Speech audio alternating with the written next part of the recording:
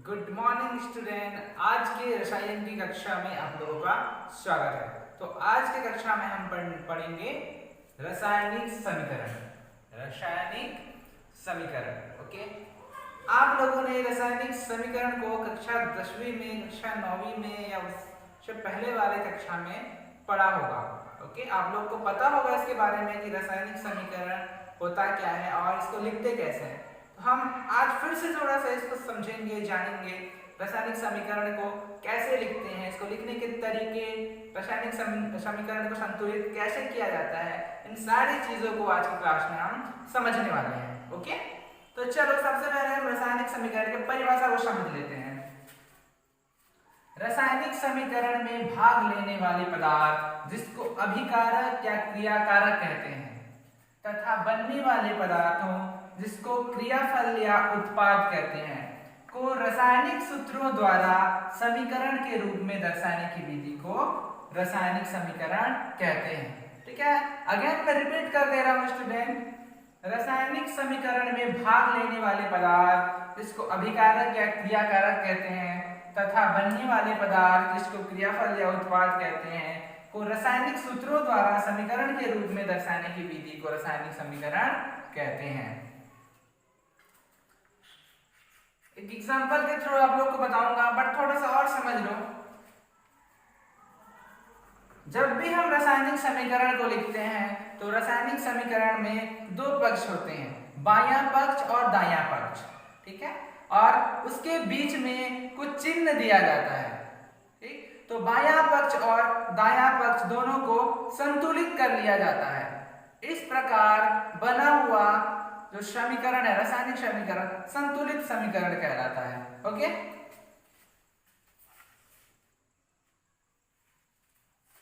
तो एक संतुलित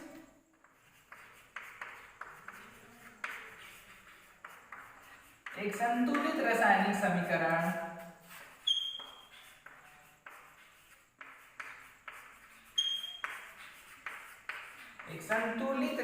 समीकरण में तत्वों के परमाणुओं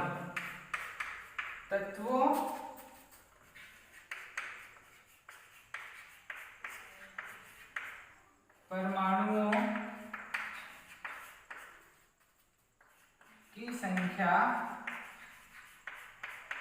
एक समान होती है।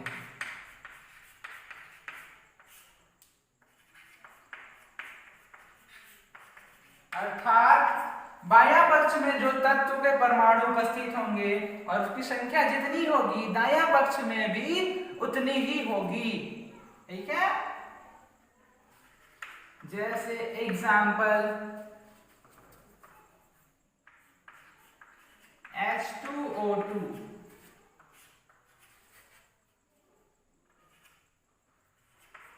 H2O। ठीक है, ये एक संतुलित रासायनिक समीकरण है। तो हम लोग ध्यान दे रहे हैं यहाँ पर, ये है बायां पक्ष, इधर ये जो बीच में एरो का चिन्ह दिख रहा है इसके लेफ्ट साइड इसको हम बायां पक्ष बोलते हैं और इधर वाला को हम दायां पक्ष बोलते हैं। तो सबसे पहले हम लोग बायां पक्ष में देखते हैं कि परमाणुओं की संख्या कितनी है, उसके बाद हम दायां पक्ष में देखते हैं परमाणुओं की संख्या कितनी है। अगर दोनों बराबर है तो ये संतुलित समीकरण कहलाता है। देखो, हाइड्रोजन है ये ऑक्सीजन है। हाइड्रोजन की संख्या कितनी है? 2 गुना 2, 2 दूनी 4। इधर कितना है? 2 दूनी 4, मतलब हाइड्रोजन संतुलित है। ऑक्सीजन देख लो, ऑक्सीजन की संख्या 2 है, इधर भी 2 है। अर्थात परमाणुओं की संख्या बायां पक्ष और दायां पक्ष दोनों बराबर है, अर्थात ये एक संतुलित समीकरण है। ओके, और एक रासायनिक समीकरण भी है ये। तो रासायनिक समीकरण को स्टूडेंट इस प्रकार से लिखा जाता है। तो मैं आप लोगों को इसके बाद इसको लिखने के तरीके भी बताऊंगा।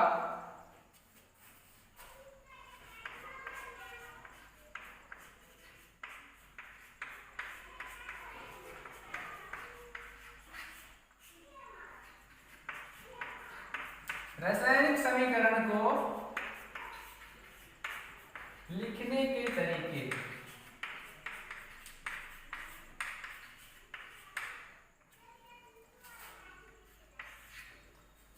देखो, कुछ ही पद में रासायनिक समीकरण को लिखा जाता है, जिसको हम बारी बारी करके समझेंगे। पहला जो पद है रासायनिक समीकरण में भाग लेने वाले पदार्थ।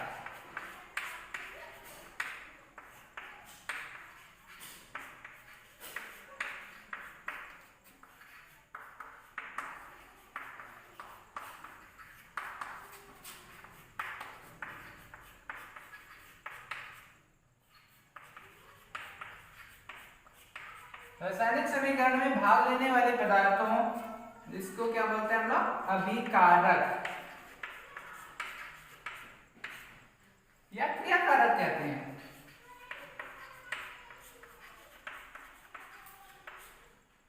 क्रियाकारक को बाह्य पक्ष में लिखा जाता है।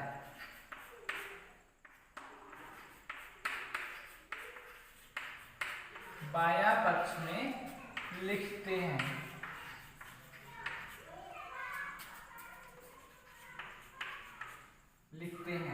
तथा इसके मध्य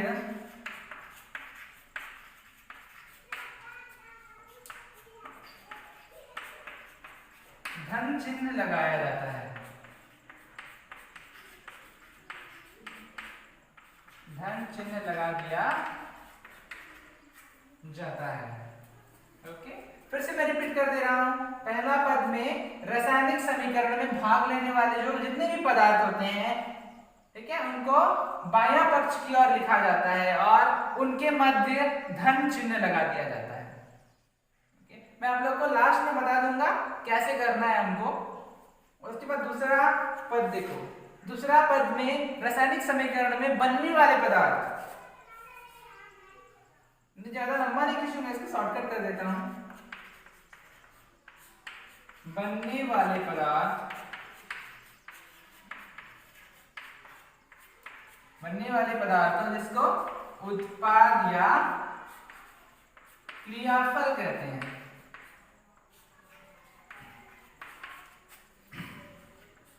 को दाया पक्ष की ओर लिखा जाता है। दाया पक्ष में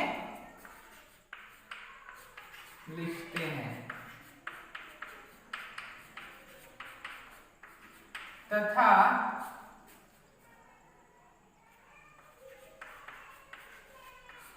इसके मध्य भी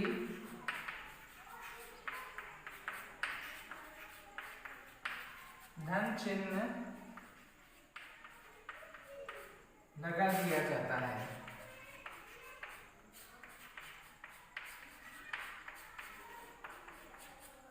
ठीक है, तो दोनों लगभग सेम सेम है, बट उसका जगह परिवर्तन हुआ है। जैसे जो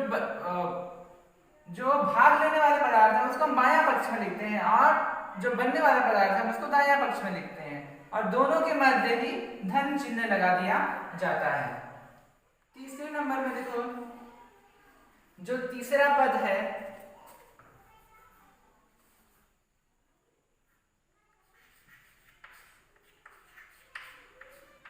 क्रियाकारक। ठीक है, क्रियाकारक इधर लिखते हैं हम उसको बायां पक्ष की ओर लिखते हैं, या अभिकारक भी बोल सकते हो। क्रियाकारक या अभिकारक तथा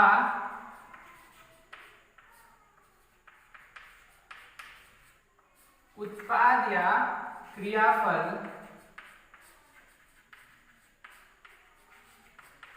के मध्य, ठीक है, दोनों के मध्य समता का चिन्ह। ध्यान देना, यहाँ पर जगह थोड़ा शॉर्टेज पड़ रहा है, ध्यान देना। मध्य समता का चिन्ह,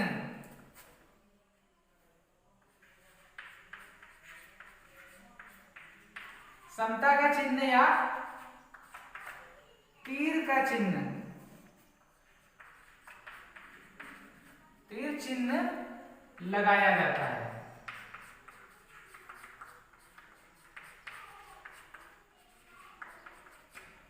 जगह थोड़ा सा शॉर्टेज है यहाँ पर।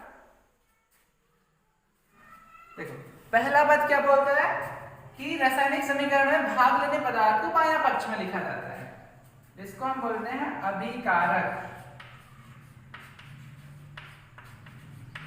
अभिकारक या क्रियाकारक।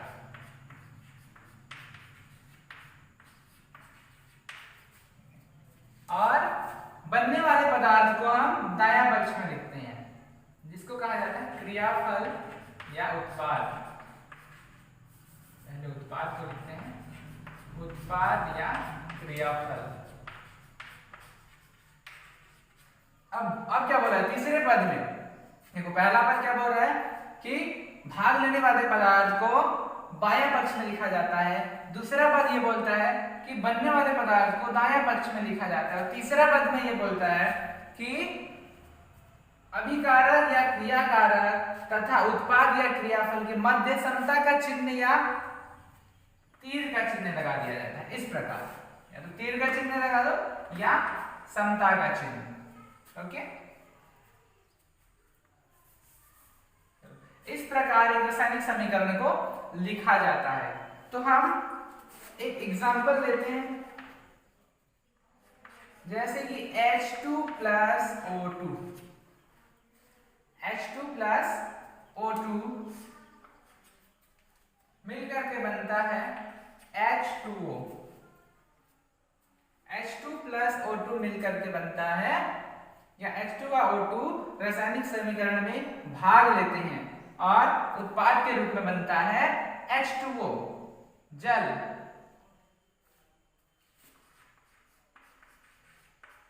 अब ये जो समीकरण लिखा हूं मैं, ये ढांचा समीकरण है।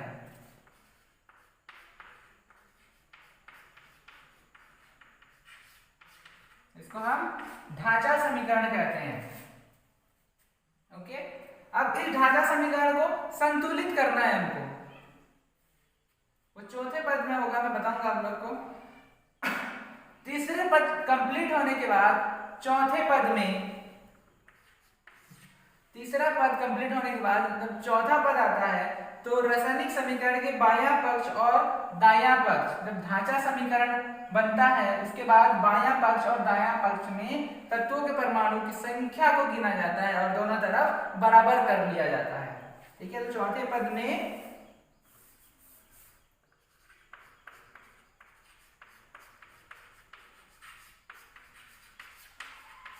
ढांचा समीकरण को दोनों पक्ष में संतुलित कर लिया जाता है।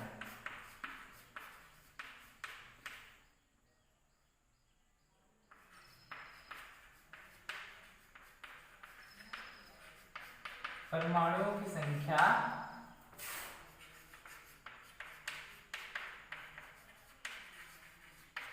संतुलित कर लिया जाता है, कर लिया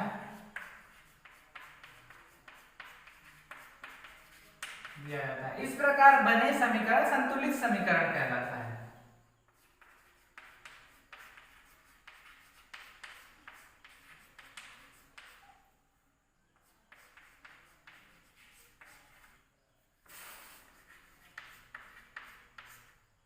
समीकरण संतुलित समीकरण कहलाता है।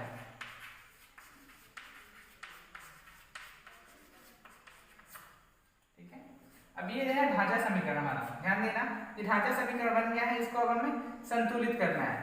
ओके, देखो कैसे संतुलित करने के तरीके मैं बताऊंगा आप लोग को।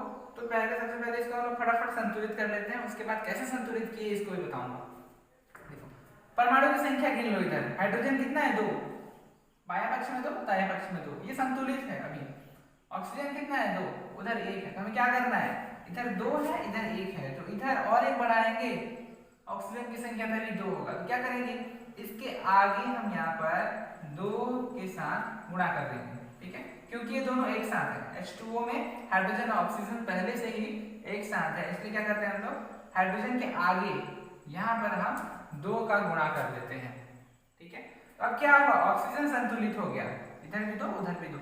बट संतुलित करते करते हाइड्रोजन की संख्या दायां पक्ष में 4 हो गया और इधर 2 हो गया। तो क्या करना है, इधर 4 है, इधर 2 है, तो इधर 2 और बढ़ाना पड़ेगा। तो क्या करेंगे हम लोग, 2 को या 2 का गुणा कर देंगे हाइड्रोजन में। इस प्रकार हाइड्रोजन में कितना हो गया, 4, इधर भी 2 दूनी 4, ऑक्सीजन कितना हो गया, 2 और इधर भी 2। इस प्रकार हमारा समीकरण संतुलित हो गया। ठीक है, तो इस प्रकार बने हुए समीकरण को हम संतुलित समीकरण कहते हैं। रासायनिक समीकरण को मुख्यतः दो तरीके से संतुलित किया जाता है, या दो विधि है संतुलित करने के। रासायनिक समीकरण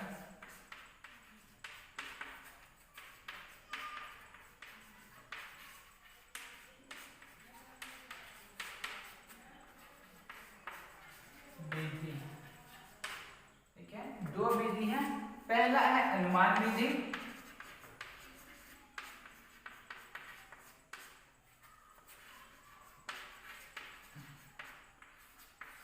दूसरा है आंशिक विधि।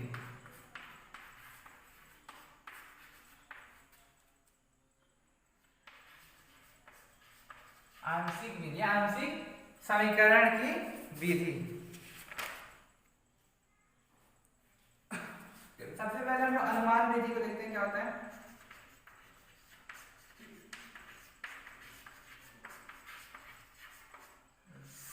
अनुमान विधि में ध्यान देना इधर, जब भी रासायनिक समीकरण को लिखते हैं तो उसके बायां पक्ष में परमाणु की संख्या और दायां पक्ष में परमाणु की संख्या को अनुमान करके, ठीक है, अनुमानिक उसको परमाणु की संख्या को बढ़ाया जाता है, घटाया जाता है।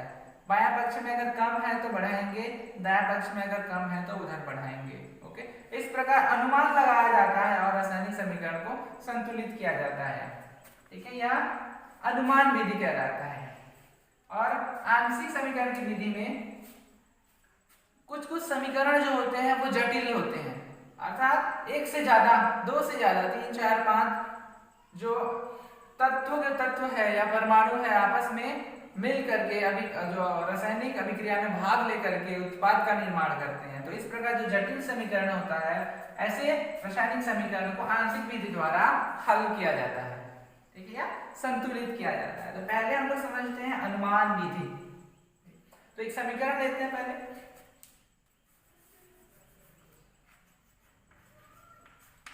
जिंक, हम ले रहे हैं जिंक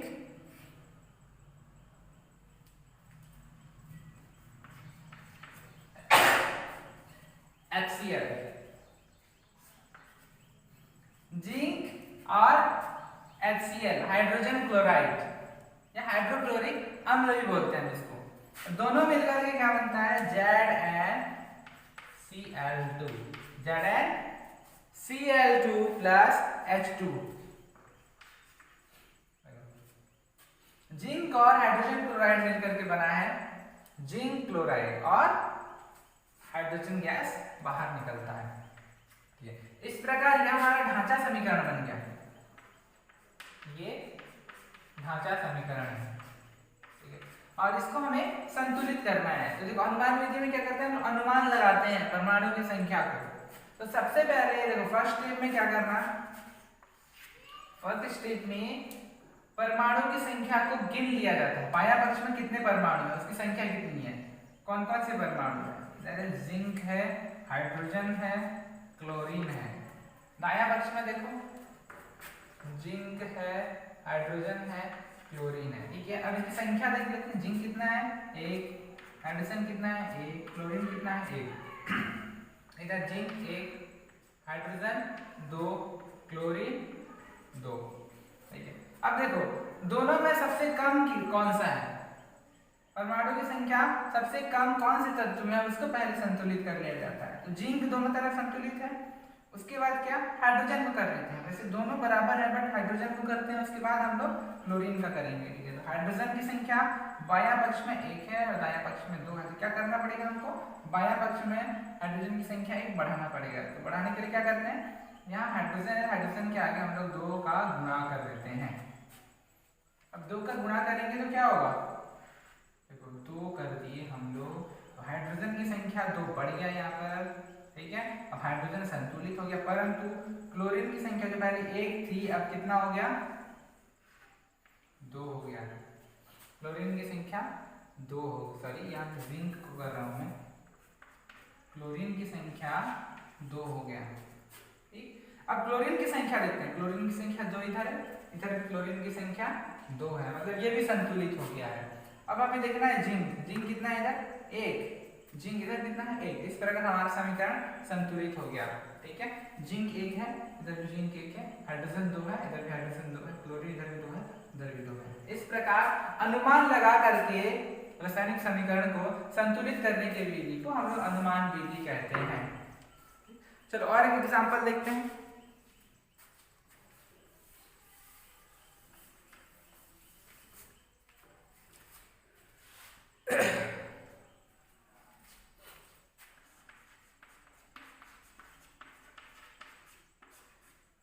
कॉपर एंड सल्फ्यूरिक अम्ल H2SO4, कॉपर एंड सल्फ्यूरिक अम्ल H2SO4 मिलकर के बनता है कॉपर सल्फेट,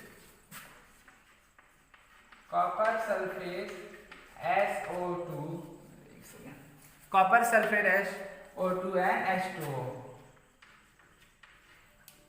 इस प्रकार ये ढांचा समीकरण बन गया। ये है ढांचा समीकरण, इसको हमें संतुलित करना है कौन से विधि से? अनुमान विधि से। तो सबसे पहले तो भाई परमाणु को लिख लो कौन कौन से हैं। Copper, hydrogen, sulphur, oxygen. इधर कॉपर, हाइड्रोजन, सल्फर, ऑक्सीजन। कभी भी परमाणु की संख्या कम ज्यादा नहीं होती। बाह्य पक्ष में जितने परमाणु उपस्थित होंगे दायां पक्ष में भी उतने ही परमाणु उपस्थित होंगे, ठीक है। उनकी संख्या भी बराबर होगी, तब जाकर के एक संतुलित समीकरण बनेगा। कॉपर की संख्या इधर कितनी है? 1, हाइड्रोजन की संख्या 2, सल्फर की संख्या 1, ऑक्सीजन की संख्या 4। अब इधर देखो, इसको मिटा देता हूं पहले। कॉपर की संख्या 1, हाइड्रोजन की संख्या कितनी है? 2, सल्फर की संख्या कितनी? 1, 2, ऑक्सीजन की संख्या 4, 2, 6, 7। ध्यान देना, सबसे पहले सबसे कम परमाणु की संख्या वाले को हम संतुलित करते हैं। तो कॉपर तो अभी दोनों तरफ बराबर है, 1, 1 मतलब संतुलित है। उसके बाद देखो सल्फर को लेते हैं, हाइड्रोजन भी बराबर है, इधर भी बराबर है, इधर भी बराबर है। सल्फर देखो, सल्फर बायां पक्ष में 1 है, दायां पक्ष में 2 है, ऑक्सीजन 4 है और दायां पक्ष में 7 है। तो हम सल्फर को सबसे पहले करते हैं। तो सल्फर दायां पक्ष में 2 है, इधर 1 है, तो क्या करना है हमको? बायां पक्ष में 1 और बढ़ाना पड़ेगा। तो क्या करेंगे हम? यहाँ 2 से गुणा कर देंगे, क्योंकि ये H2SO4 एक साथ है, इसलिए 2 से गुणा कर देंगे। तो सल्फर की संख्या बढ़ गया, कितना हो गया? इधर 2। इसको तो हम बढ़ा दिए इधर संतुलित करके, पर इसको संतुलित करने के चक्कर में क्या हुआ कि हाइड्रोजन की संख्या भी बढ़ गई। हाइड्रोजन कितना था? 2 था, कितना हो गया? 4। ऑक्सीजन 4 था, अब कितना हो गया? 4 दूनी 8, 8 हो गया, ठीक है। अब चेक करो, कॉपर तो संतुलित है, हाइड्रोजन कितना है? इधर 4, इधर 2, सल्फर कितना है? 2, 2, ये संतुलित हो गया। ये संतुलित है, ये संतुलित है। हमें किसको संतुलित करना है? हाइड्रोजन और ऑक्सीजन की। हाइड्रोजन को कर लेते हैं सबसे पहले। हाइड्रोजन की संख्या इधर 4 है, इधर 2 है, तो क्या करना पड़ेगा? दायां पक्ष में 2 से गुणा कर देना पड़ेगा। 2 से गुणा कर दे तो क्या हो गया? 2 दूनी 4।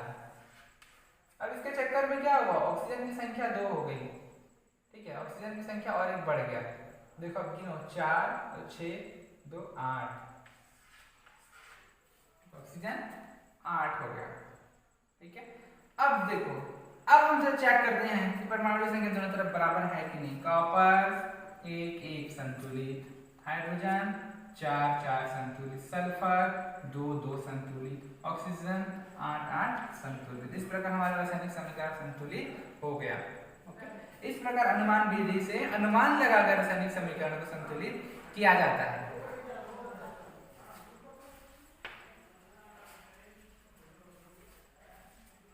तो इसके बाद कल हम लोग पढ़ेंगे, कल के जो क्लास में हम लोग पढ़ेंगे आंशिक विधि द्वारा किस प्रकार से रासायनिक समीकरण संतुलित किया जाता है।